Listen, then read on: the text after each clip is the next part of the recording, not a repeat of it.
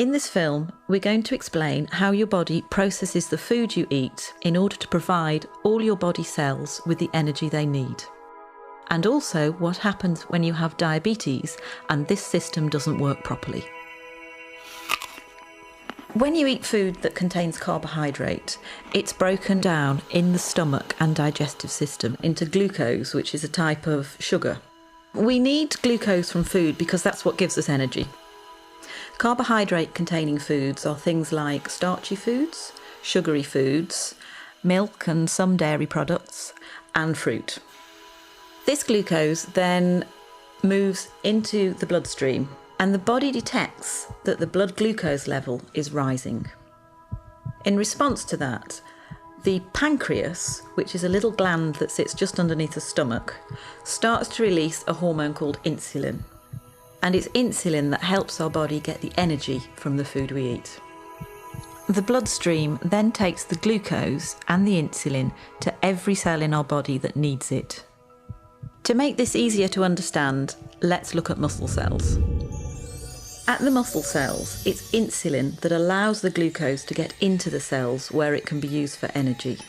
It's a bit like insulin is a key unlocking the door to the cells so the glucose can get in.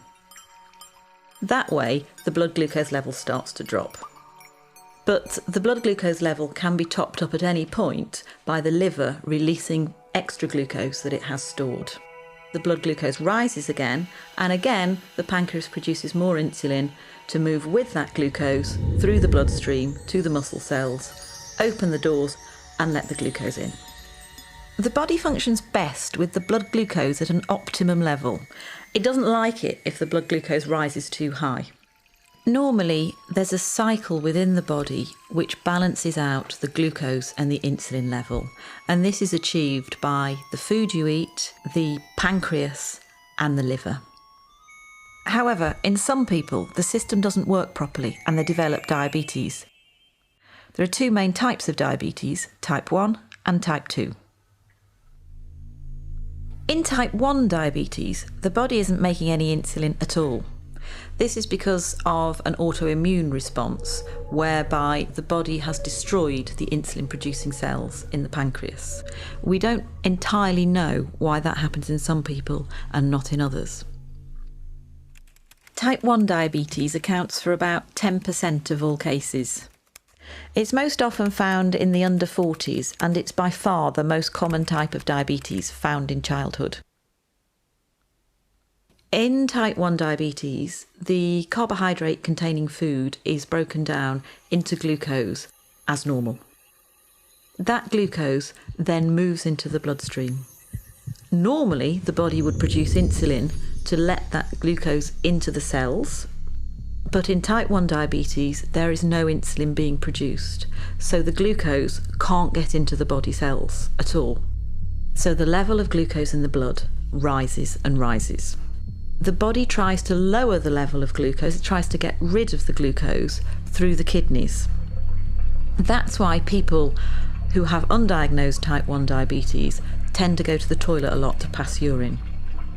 As the kidneys filter the glucose out of the blood, they also take a lot of water with it. So the person with diabetes will get very thirsty.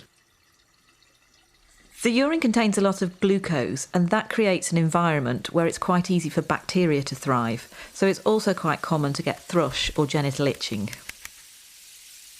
In the same way, the blood contains a high level of glucose as well. So more bacteria than usual will tend to breed in flesh wounds, and they might be slow to heal. Glucose can also build up in the lens at the front of the eye, causing the liquid in the lens to become cloudy. That can mean that some people with undiagnosed type 1 diabetes can have blurred vision. Because the glucose can't get into the cells to be used for energy, somebody who's got undiagnosed type 1 diabetes is going to start feeling very tired, lethargic, and unable to sort of go about their normal daily routine. But the body still needs an energy source in order to work properly. So what it does is it starts to break down its fat stores, and that can lead to weight loss. So the main symptoms of type 1 diabetes are going to the toilet a lot, thirst, thrush or genital itching, slow healing of wounds, blurred vision, tiredness, and weight loss. These symptoms generally happen quite quickly, often over a few weeks, and can be reversed once the diabetes is treated with insulin. Type 2 diabetes accounts for about 90% of all cases in the population. It's most common in the over 40 age group in the white population and in the over 25 age group in the South Asian population. Type 2 diabetes is a little more complex because there's slightly more processes at work. Either the body isn't producing quite enough insulin, or the insulin it is producing isn't working properly. That can be due to being overweight because a build-up of fat can stop insulin doing its job properly, but it can also happen in people of a healthy weight. So in type 2 diabetes, the carbohydrate-containing food is broken down into glucose in the stomach and digestive system as normal. That glucose then moves into the bloodstream. The pancreas starts to produce insulin, which moves with the glucose through the bloodstream to all the body cells which need glucose for energy. However, the glucose can't always get into the cells because the locks to the cell doors have become furred up with fat deposits. That means that the insulin can't open the cell doors properly. So the level of glucose in the blood continues to rise. In response to this, the pancreas produces even more insulin. So the blood glucose levels continue to rise and the insulin levels continue to rise. This situation is further complicated by the cells, which are desperate for energy, sending out emergency signals to the liver to release stored glucose. The blood glucose level goes up, and the pancreas produces more and more insulin until it can't cope anymore, and eventually it can wear out.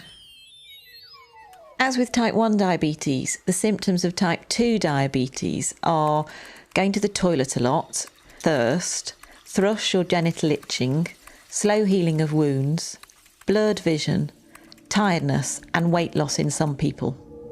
The symptoms for type 2 diabetes come along very slowly, and some people don't have any symptoms at all. So for that reason, people can live with type 2 diabetes for up to 10 years before they realise that they have it. Type 2 diabetes can be treated in a number of different ways. Initially, it may be sufficient to make changes to the food you're eating and to take extra physical activity or lose any weight that may be appropriate. But type 2 diabetes is a progressive condition and most people will need some form of medication to treat it.